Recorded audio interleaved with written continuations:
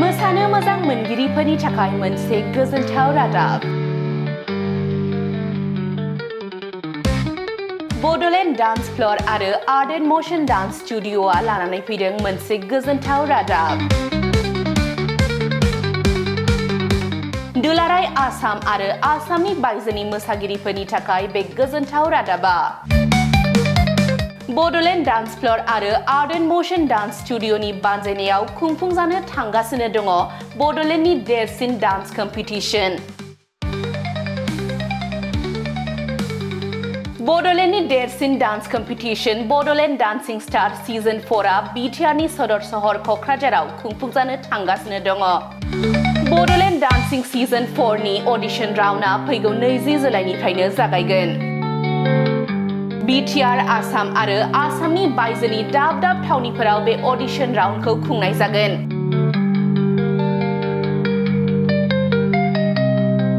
खुंफुंजानो गोनां कम्पिटिशननि सोमोन्दै बे समाव आबुं बाथ्राखौ खौरांगिरि मेलनि गेजेरजों मिथिहोदों खुंफुं आफादा। नोंथांमोनहा बे बादायनायनि सोमोन्दै आबुङै मिथिनो गोसो दङब्ला जानबुं अनजिमा 8838874462 एबा 9101391940 आव फोनांजाब खालामनो हागोन। गिबियावनो बयनिसिमबो जोंनि बड'लेण्ड रादाब आरो बड'लेण्ड राइजिं जेसेबां जोंनि बे बर' निउस नायगिरि बिथांमोननिसिम आं गोसो गोरबोनिफ्राय आंनि खुलुमनायखौ जासिहरग्रोबाय। दिनैहाय नोंथांमोननि सिगाङाव मोनसे गोजोनथाव रादाब बा गोजोनथाव खौरां फोरमायनो आखायाव लादों। दिनै जोङो सिगांनिफ्रायनो जोंनि बड'लेण्ड डान्स फ्ल'र आरो नैबे art and motion dance studio' बे मोननैजों जों कलाबरेट जानानैहाय जों मोनसे डान्सनि प्लेटफर्म लाबोनो थाखाय जोङो थियारि जादों। बेयो जाहैबाय जोंनि बड'लेण्डनि बिगेस्ट डान्स कम्पिटिशन। बेवहाय जोङो बेखौहाय जायखौ होनो बड'लेण्ड डान्सिं स्टार। देग्लाय जोङो सिजन 4खौ जोङो खालामनो थाग थियारि जादों। बेखौहाय जोङो 2016निफ्राय जों स्टार्ट खालामदोंमोन।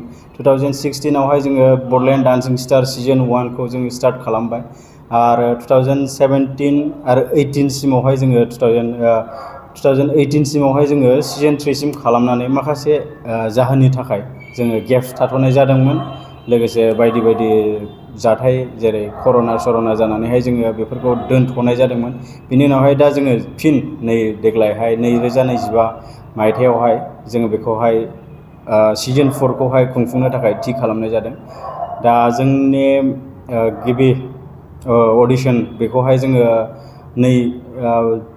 20 जुलाइ बेनिफ्राय जों स्टार्ट खालामनो नागिरदों। गुबुन गुबुन जोंनि बिटिसि बड'लेण्डनि बेसिबां मोनबेसे डिस्ट्रिक्ट दं बेवहाय जोङो गासैयावबो अडिशनखौ लागोन। बेजों लोगोसेहाय जोङो आसाम साखाथि रायजो जेरैहाय वेस्ट बेंगलावहाय जोङो सिलिगुरि आरो माखासे जायगायाव लागोन आरो ओरैहायबो थागोन जों तेजपुर, गुवाहाटि बेफोरावहायबो जों लानो थाग थियारि जादों। लोगोसे आरो कार्बि आंलंआवबो जोङो लागोन। बेबायदिनो जोङो 15थासो जायगायावहाय जोङो अडिशनखौ लागोन। जों बेखौहाय लासैनो डिटेल्सखौ फोरमायलांगोन। बेवहाय जोङो सिगाङावहाय जोङो बेखौहाय मोनसेल' केटेगरिसआव खालामनाय जादोंमोन। जेनेरेल केटेगरिस होननानै जों बेयाव खालामनाय जादोंमोन। खिन्थु नैबे देग्लायहाय जोङो रायजोफोरनि बा डान्सेसफोरनि बे पेरेन्टसफोरनि माखासे खोथा फोरमायनायावहाय रिकुवेस्ट खावलायनायावहाय जोङो बेखौहाय डिभाइड खालामनो नागिरदों। मोनसे जुनियर केटेगरिस आरो सिनियर केटेगरिस बे मोननै खोन्दोआव जों बानायनो थाग थियारि खालामदों। दायो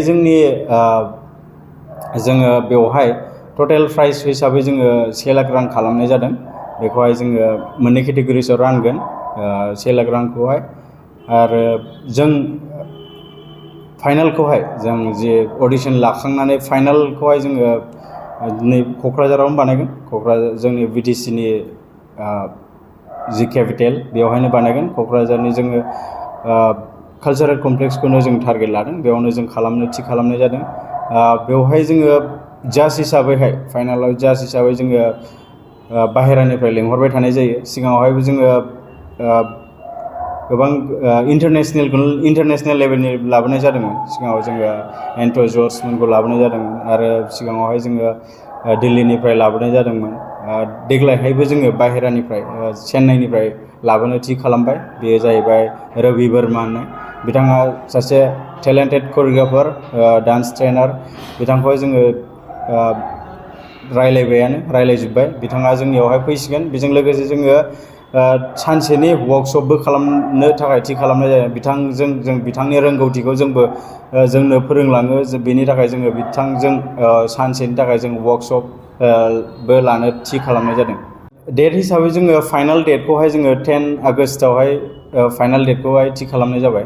जोङो अडिशनखौहाय जोङो रेजिस्ट्रेसन फिस हिसाबै जोङो 499 बिदि खालामनाय जादों रेजिस्ट्रेसन फिसआवहाय।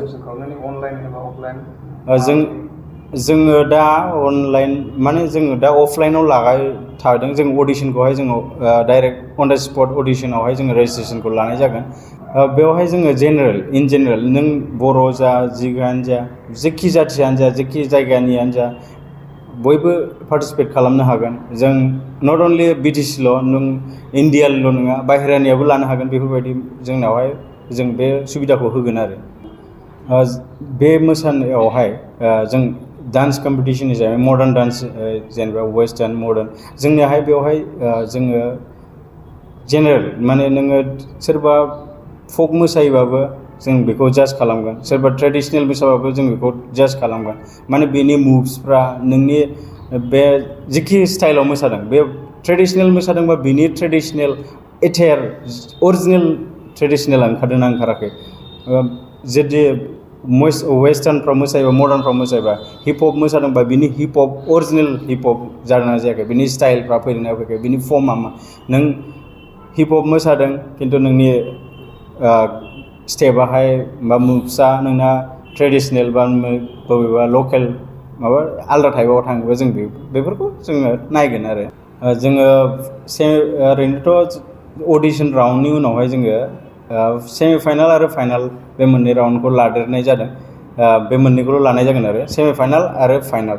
सेमि फाइनालखौहाय जोङो 9 आगस्टआव खालामनानै 10आवहाय जोङो फुंबिलि समावहाय जोङो वर्कशप लानानै 10नि इभिनिं 5निफ्राय जोङो फाइनाल राउन्डखौ खालामनाय जागोन आरो जाय बिथांमोनहा नैबे डान्स कम्पिटिसनावहाय पार्टिसिपेट खालामनो थाखाय गोसो गुदुं, बिथांमोनहा जोंनि बे होखानाय नाम्बारावहाय कन्टेक्ट खालामनानै डिटेल्स लानो हागोन आरो। गोजोन्थों। नमस्कार सभी दर्शकों को। हम लोग एक कंपटीशन ऑर्गेनाइज करने जा रहा है जिसका नाम है Bodoland dancing star season 4। Already हम लोग सीज़न 1, 2, 3 कर चुके हैं, तो इस बार हम लोग सीज़न 4 करने जा रहे हैं। और एज ए ऑर्गेनाइज़र हम लोग हैं Bodoland dance floor and art and motion dance studio. तो हम लोग ने ये कंपटीशन ऑर्गेनाइज कर रहा है इस बार। तो आशा करते हैं आप लोग इस कंपटीशन में पार्टिसिपेट करेंगे। इसमें हम लोग नॉट ओनली बीटीआर, हम लोग आउट ऑफ बीटीआर से भी ऑडिशन करने जा रहे हैं, जैसे कि वेस्ट बंगाल में 20 अगस्त में होने जा रहा है ऑडिशन, फिर बीरपारा में 21, फिर उसके बाद जोईगांव में 22 अगस्त। तो जितना भी डांसर्स है, हम आशा करते हैं कि आप लोग आके इसमें पार्टिसिपेट करें कंपटीशन में एंड सपोर्ट करें। और इधर हम लोग का उदालगुड़ी, बाक्सा, चिरांग, कोकराझार, फिर कार्बी आंगलोंग, गुवाहाटी, तेजपुर, तो इन सारे जगहों में ऑडिशन होगा। तो ऑडिशन का डेट, प्लेस एंड डिटेल्स नीचे में दिया हुआ है, तो आप लोग देख के नज़दीकी जो भी जगह में आप लोग जा पाते हैं, नज़दीक प्लेस में आप लोग जाके ऑडिशन दे सकते हैं। तो इतना ही। एंड ग्रैंड फिनाले जो है 10 अगस्त में होगा, 9 अगस्त को सेमीफिनाले होगा, और 10 अगस्त में ही हम लोग वर्कशॉप ऑर्गेनाइज करने जा रहे हैं, जिसमें हम लोग का सर जो कि ऑलरेडी नेशनल आर्टिस्ट है, तो वो फाइनल जज के लिए आ रहा है, रवि वर्मा सर। तो उसी का 10 अगस्त में वर्कशॉप रहेगा। तो जितने भी लोग डांसर्स हैं वो लोग वर्कशॉप में भी अटेंड कर सकते हैं। तो और रजिस्ट्रेशन फ़ीस जो है हम लोग का 499 रखा है। तो बस इतना ही। रजिस्ट्रेशन का प्रोसेस कैसा रहेगा? रजिस्ट्रेशन का प्रोसेस आप लोग नीचे दिए गए कॉन्टैक्ट में आप लोग डिटेल्स ले सकते हो। और ऑन द स्पॉट होगा, जहाँ पे ऑडिशन होगा, ऑडिशन प्लेस में हम लोग रजिस्ट्रेशन फीस ऑन द स्पॉट लेके फिर ऑडिशन होगा। और ऑडिशन जो है आप लोग ऑनलाइन में दे सकोगे। आफ्टर ऑफलाइन हम लोग ऑनलाइन का ऑडिशन हम लोग रखेंगे। एंड इसका जो टोटल प्राइस मनी है 1 लाख है। और कैटेगरी हम लोग ने डिवाइड किया है junior category and senior category. 5 साल से लेके 14 ईयर्स तक जूनियर कैटेगरी में रहेगा and then 14 plus two above senior category में रहेगा।